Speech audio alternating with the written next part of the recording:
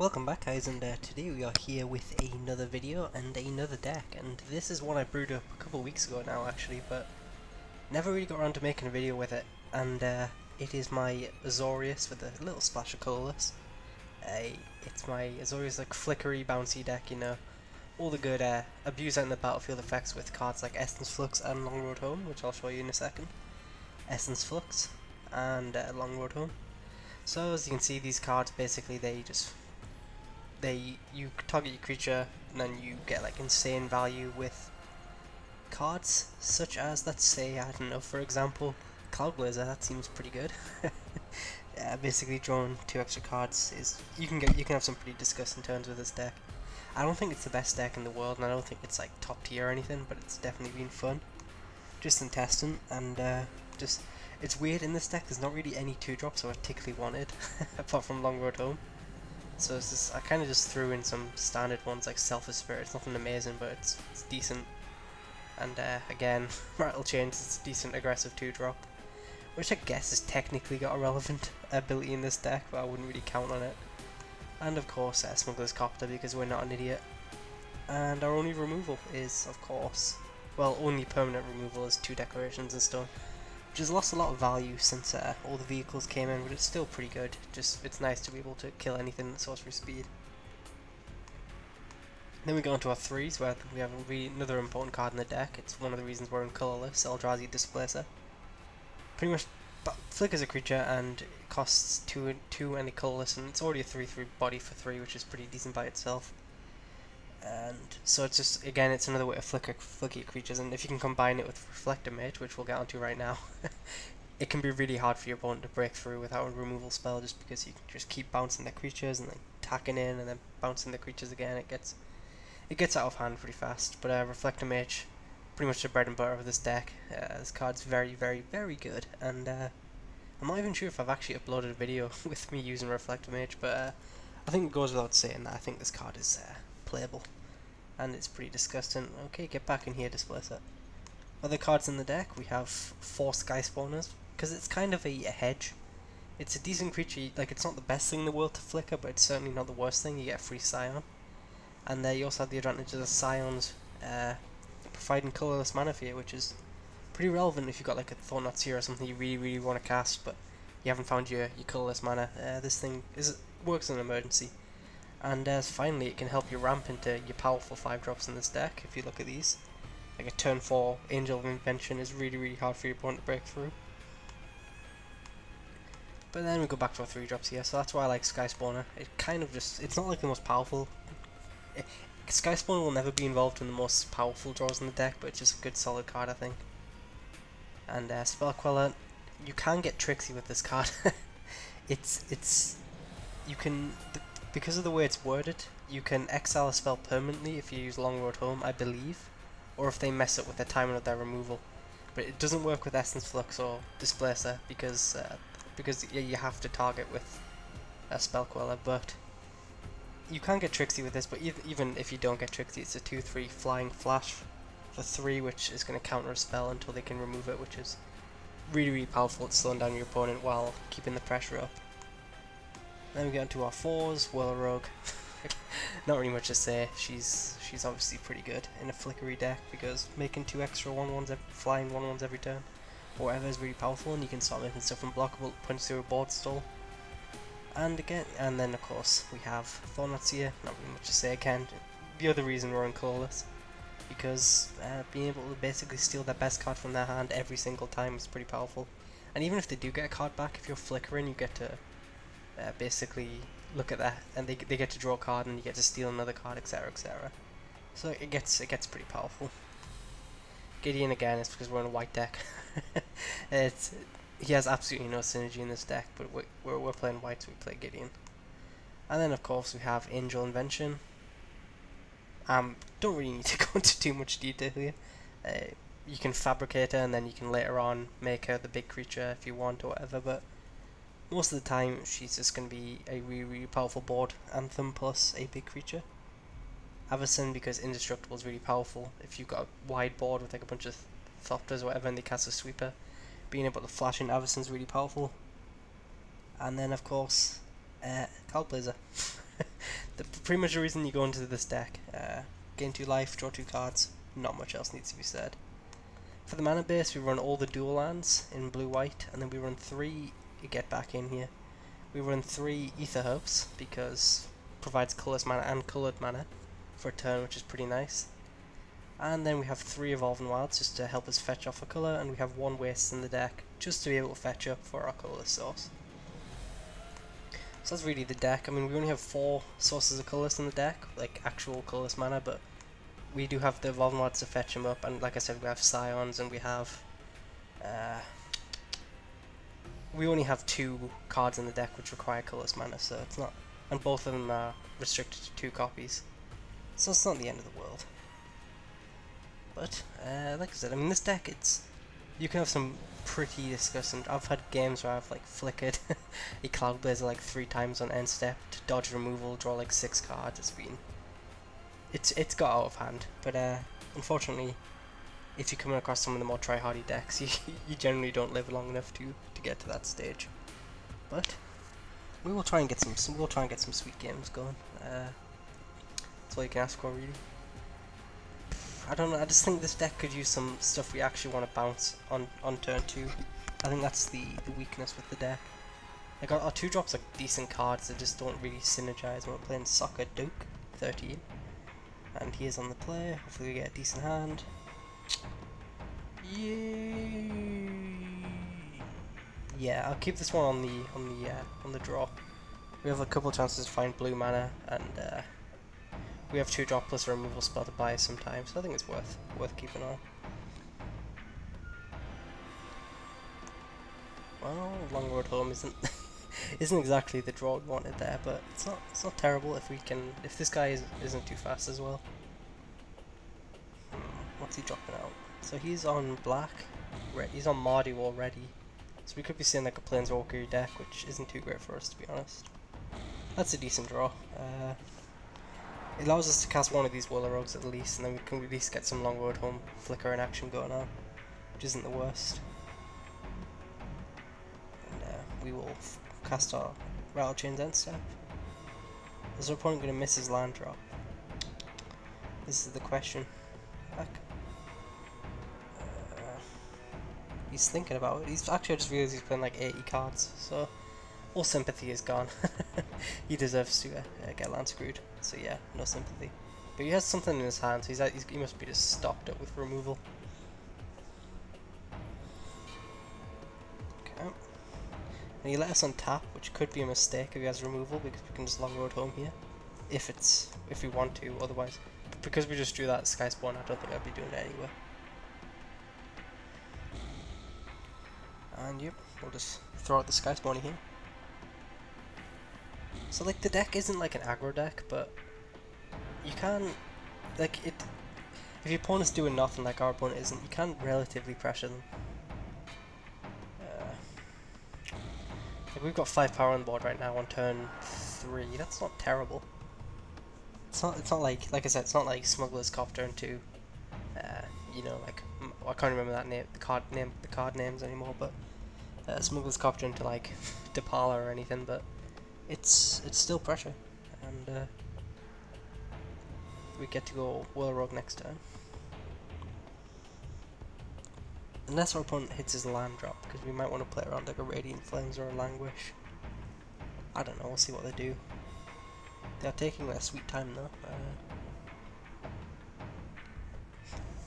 I haven't really been playing this weekend just because it was the double, what's it called? I'm sorry, I'm disoriented. The double gold weekend, like you got like double. And let's just say people get a bit too try-hardy for me when when it's double weekend. Just I was facing a lot of mono red, a lot of vehicles over and over again. I was not having too much fun, so I thought, hey, I will jettison out here. Yeah, it looks like we are playing a Planeswalker deck. So he did hit his land drop, that is something to keep in mind. So the question is, do we want to throw out a Whirler Rogue into a potential sweeper? If he has Languish, he'd have to draw 2 lands in a row off the top of his deck, but if it's Radiant Flames, he just gets us anyway. I think it's worth the risk. we do, again, we don't have double blue anymore, but the ability to like hold up a long road home against the sweeper, I think it's worth going for it this one turn for him not to have the sweeper. But judging he did keep a 2-lander, there's actually a pretty good chance he has a sweeper here. Actually doesn't perfect, so we get to we face our third double. I think Whirler Rogue is the only double blue spell in our deck. Trying to think off the top of my head. Kozilek's Return. Well, that was a mistake not to fire it off last time. For him anyway. I'm not complaining. So if he just fired that off last turn, he would have got us pretty good there. But at least now we have hope because we still have a resolved Whirler Rogue in the field.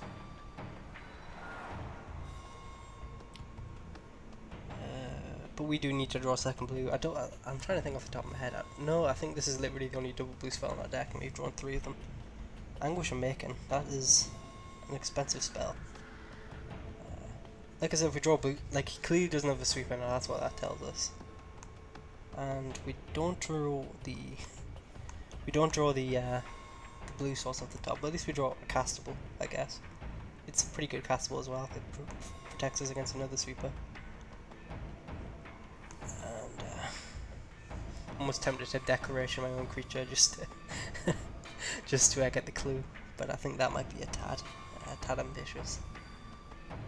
But yeah, judging by the fact he used Anguish and Macon there, I'm gonna assume that he doesn't exactly have a lot of good removal choices going on, and it's not a blue source, but I think that's pretty much the best draw our deck could have asked for. Ideally we draw blue mana plus Essence Flux. I think that would be probably our best situation here, but hey, getting too deeper isn't too bad. Well, we got half of that equation. So we have quite a lot of pressure. Like we can go, well, okay, Solemn Offering, that's this guy's deck is interesting to say the least. It's clearly a Planeswalker deck, but it's running a lot of cards I wouldn't normally see in these sort of decks. I might even just take a peek at his hand here. We do have a colourless. Do we have a colour? Yeah, we do have a colourless. So we got a Thornatia. Yeah, I think the players took a Thornatia plus Smuggler's Copter. So that's so at least we can see him when he top decks the sweeper next turn to kill us. Okay, here's Gisela, Avacyn, Combustible Geehulk, and then Vala. Well, we have Declaration for that, so I think I'm just gonna grab the 1, 2. He's not close to. Okay, let's zoom out. We'll see how many mana he's got. 1, 2, 3, 4. So he's not close to Linvala, so I think I'm just gonna steal Avacyn, and then go Smuggler's Copter. And then, unless he draws a removal spell next turn, we should have lethal. Well, we pretty much do anyway, just with Selfless Spirit being able to protect our creatures. And he draws Campbell, so yeah, it's not going to save him. So, interesting deck across from some sort of Maru mid-range deck, but we did manage to get there. So, ooh, that's a good point. I can't, yeah, there's no point. Okay. Because he gains a life, so might as well just do it this way.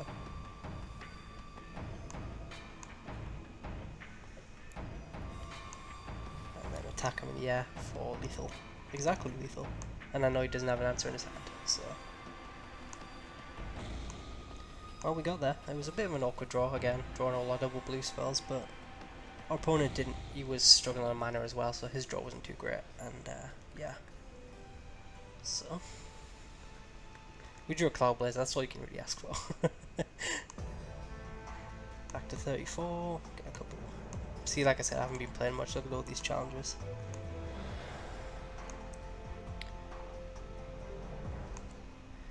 Fun bit of trivia with this deck actually.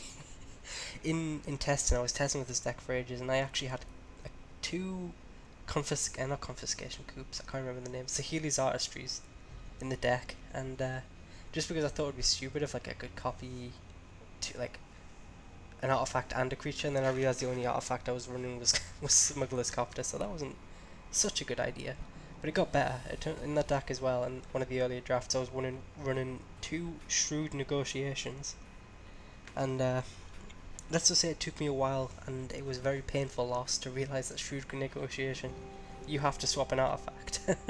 I thought it was artifact or creature, but no, it's just artifact from your end, and you can take an artifact or creature. So well, apparently we can't get a good draw for shit. I won 25 lands, you know, and we draw we draw one of wastes, of course. But I don't know. I think this hand is slightly better than good down to 5. We find one blue, we find one land, we get to go Sky Spawner, and if we draw a lot of lands, we get to drop a Cloudblazer and hopefully get some hope. Yeah.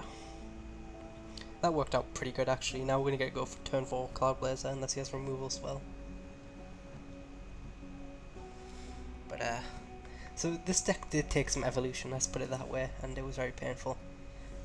Unfortunately, it looks like we are playing Izzet, which means they are going to have about 10 million removal spells for our Sky Spawn, and it's probably going to rhyme with Twin Bolt, which is just going to break me inside. But optimism, maybe we can get there.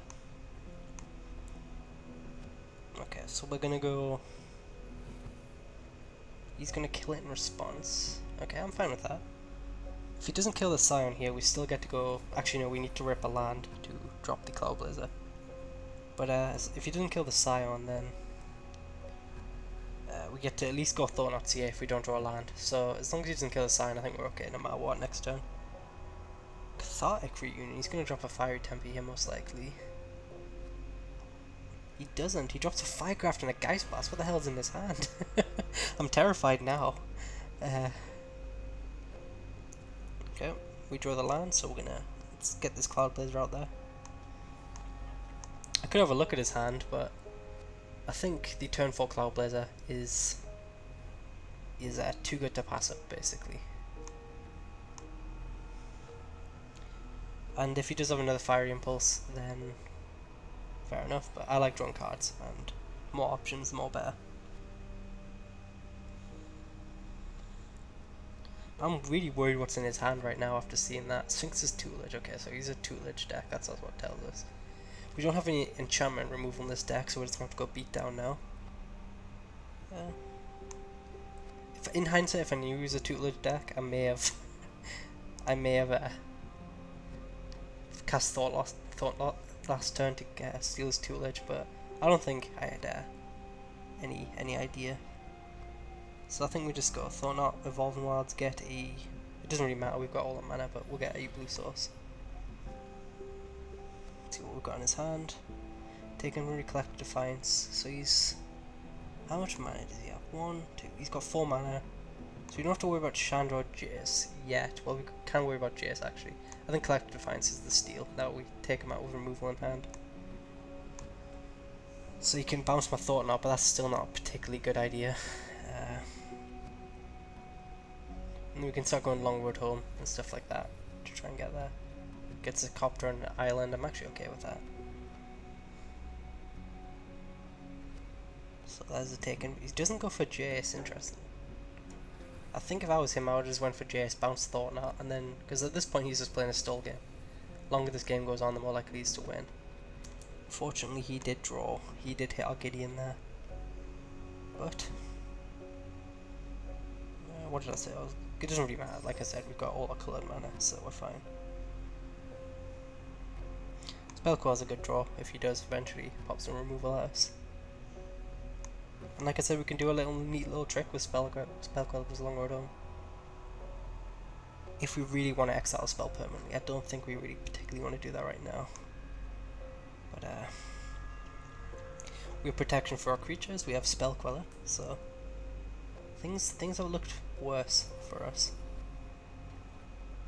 Okay, so he's probably going to Chandra -2 here, I'm guessing. And then we can just go Long Road Home, Thought-Knots here. Spellqueller end step. So he's only going to kill a Cloudblazer. Or I could keep Cloudblazer around and try to draw more action. Do I want to save Thought-Knot here or Cloudblazer? I think I like Thornot's here better here.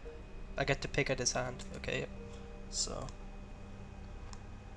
I get out to. He draws a card here, which is kind of annoying, but we're gonna have hit him for 8 end step here, and we know he had no removal 2 turns ago, so we'll just have to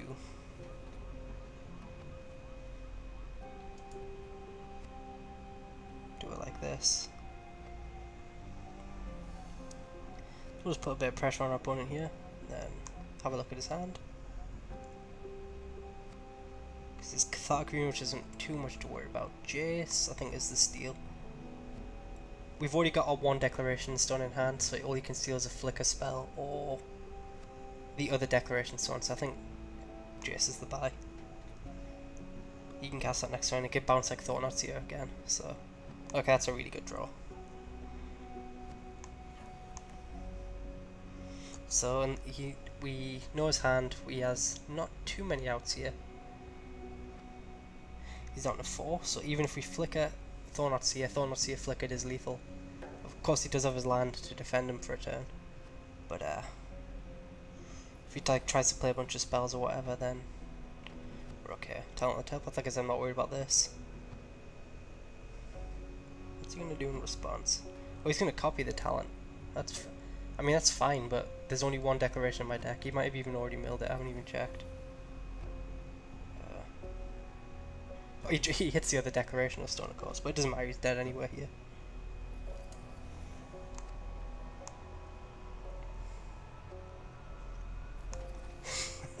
Typical, but why did he draw 2 cards there?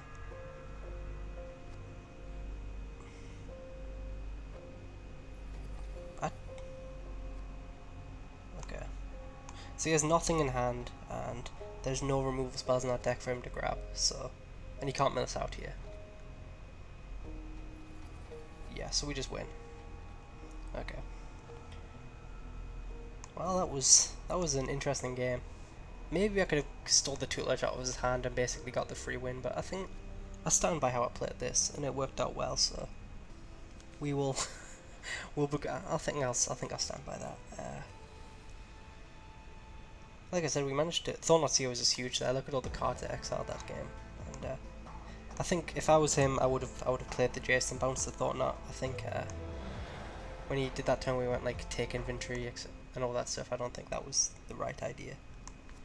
But let's see if we can get a perfect 3-0 with the greatest deck of all time. That was actually a rough keep for us as well. I'm relatively impressed with the deck. Managed to beat.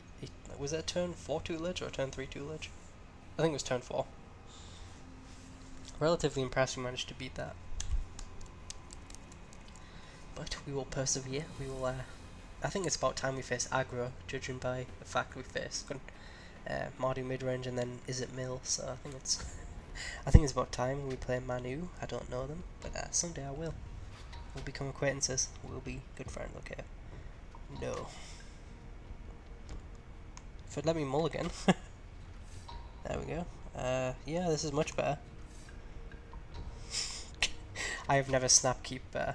This wasn't a keep, obviously, but I don't know. I mean, we run 22 cards at 2 or 3 mana. So, you know, it's practically 1 in 3 chance we draw a good spell before this cloudblazer resolves. It's the 5 land rule. You keep a 5 lander, there's only gonna be 1 card in the top of your deck, and it rhymes with land. But if this guy's a control deck, we just lose here. There's just no coming back. I probably should have mulliganed this hand, but I don't know. Yeah, this is not looking good. This is definitely a control deck. We need to draw a spell this turn. Oh. Not the worst draw. At least we got to go Whirlrogue into Cloudblazer. Yeah, this is so bad. Like, we need this Cloudblazer to resolve, and it's not going to resolve. Strap in, this is going to be a lot one. Unless he doesn't keep mana open here. Oh, look at that, he's keeping mana open.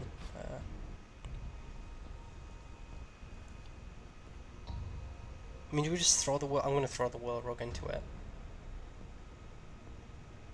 I'm even more worried by the fact that he didn't counter that, although he may have missed it there, judging by the pause. But I'm not complaining. If he has a languish or whatever, that means. I mean, he has to deal with the Will Rug now, so even if he sweeps the board, we can hopefully sneak a cloudblazer in. It's not like we're short on mana, so. I don't know. Things have looked worse. I'm genuinely surprised that now that Will Rogue survived. Will Rogue, I mean, yeah. Now that I actually got onto the field, I'm actually feeling okay. Like, I'm not great, don't get me wrong, but I'm feeling okay. I like how we kept a 5 land and we've drawn, I think, is that 3 lands and then 1. Yeah, 3 lands and 1 spell. I mean, we have to keep the pressure up, keep him off like a Glimmer of Genius if that's what he's got in his hand. But he's gonna counter this, 100%. At least with like, you have to throw. Oh god, he did just go for the Glimmer of Genius. That's what I mean though. You have to keep the pressure up against control. You can't just be terrified against counter spells. You need to resolve them. And if we get to untap this turn, but I mean he's definitely got a sweeper. But if we get to untap, we actually just win the game. Because we'll have all this protection up and it's going to be impossible for him to punch through. Alas, never lucky. Come on, get greedy. Yeah, he's going to do it.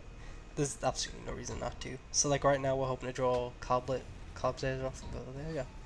Cloudblazer off the top of our deck. I mean, it's not exactly... I mean, to be fair, we have flooded out. We did draw a couple cards, and Rattle Chains isn't a bad draw. But I mean, like, we need a really, really good sequence of draws right now. Like, all our 5 drops, all our 4 drops. Averson's another good one because she has flash. Opponent's gonna flip Jace. I guess I could have Long Road Home. No, there's absolutely no reason a Long Road Home is Jace. He can flash back his Radiant Flames now, which might be a problem. There's a Disciple of the Ring. Declaration of Stone to punish him for tapping out. That's just terrible. That's actually really, really bad to just tap out there for if I was my opponent. You at least keep 1 mana open so you can spell pierce them. Like, I deserve to draw Declaration of Stone off the top of my deck. Or a Cloudblazer into Declaration of Stone. It's only fair. I kept a 5 land, I can't get salty. Just gonna ignore his Jace, there's really no point at this point. 1, 2, 3, 4, 5, 6, 7, 8, 9. So yeah, I mean this game was over the minute I kept the 5 land hand against control. But I don't know. Morally, I've already won this game because they tapped out with Disciple of the Ring, which is not how you play Disciple of the Ring. You should always play this thing at least turn 6, maybe even later on. I guess he's only got he's got 4 instances. There's no excuse. Tapping out there against a white deck. How bad is that going to feel? Just getting your Disciple Declaration of Stone and you can't even stop it. I feel bad for my opponent. I mean, we're gonna Essence Flux end step, I think.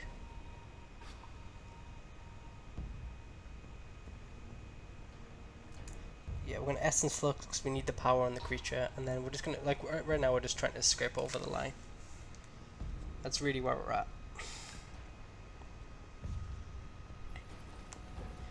So we get them down to 11, and then like we're hoping for like a perfect series of draws, like Gideon right now, etc. I don't know. I think it was about time we lost the game to a flood. It's only been a video. Actually, did we lose one in the tournament match? No, my friend. Get wrecked.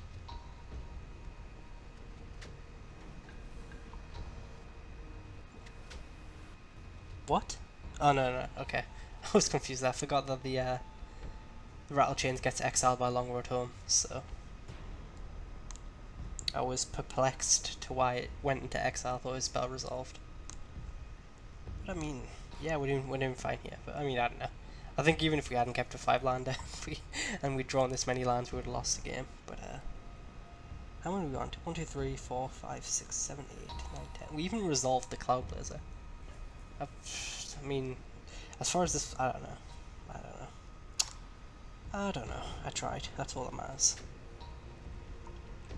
At least our opponent's got nothing in hand now. Perfect.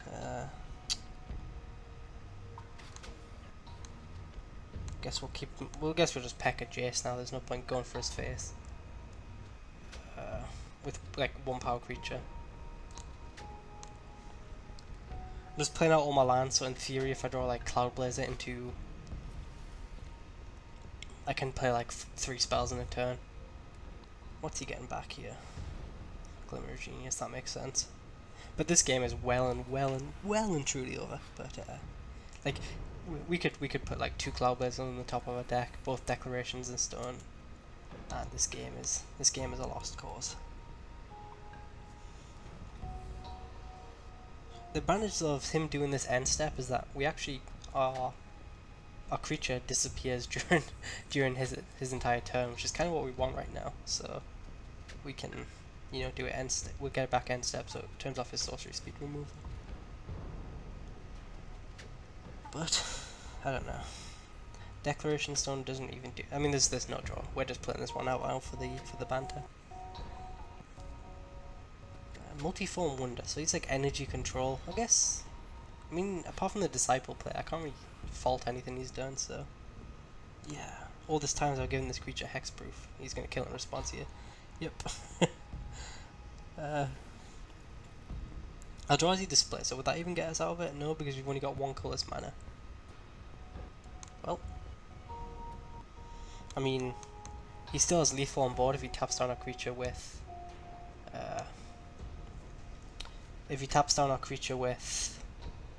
Disciple of the Ring, but if he doesn't see that, then maybe we can win this game.